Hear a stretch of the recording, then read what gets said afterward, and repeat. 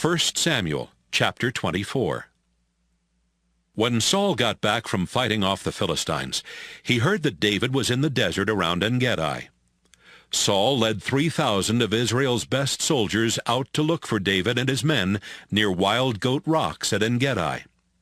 There were some sheep pens along the side of the road, and one of them was built around the entrance to a cave. Saul went into the cave to relieve himself. David and his men were hiding at the back of the cave. They whispered to David, "The Lord told you he was going to let you defeat your enemies and do whatever you want with them. This must be the day the Lord was talking about." David sneaked over and cut off a small piece of Saul's robe, but Saul didn't notice a thing. Afterward, David was sorry that he had even done that, and he told his men, "Stop talking foolishly. We're not going to attack Saul. He's my king, and I pray that the Lord will keep me from doing anything to harm his chosen king." Saul left the cave and started down the road. Soon David also got up and left the cave. "Your Majesty!" he shouted from a distance. Saul turned around to look. David bowed down very low and said, "Your Majesty, why do you listen to people who say that I am trying to harm you? You can see for yourself that the Lord gave me the chance to catch you in the cave today.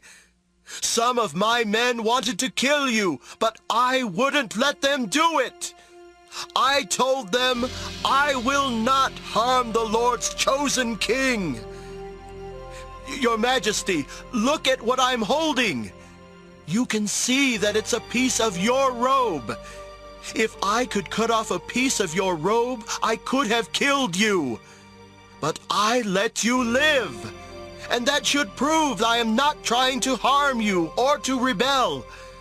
I haven't done anything to you, and yet you keep trying to ambush and kill me.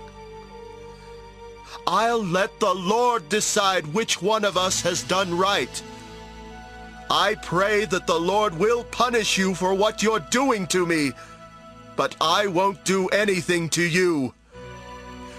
An old proverb says, only evil people do evil things, and so I won't harm you. Why should the king of Israel be out chasing me anyway? I'm as worthless as a dead dog or a flea.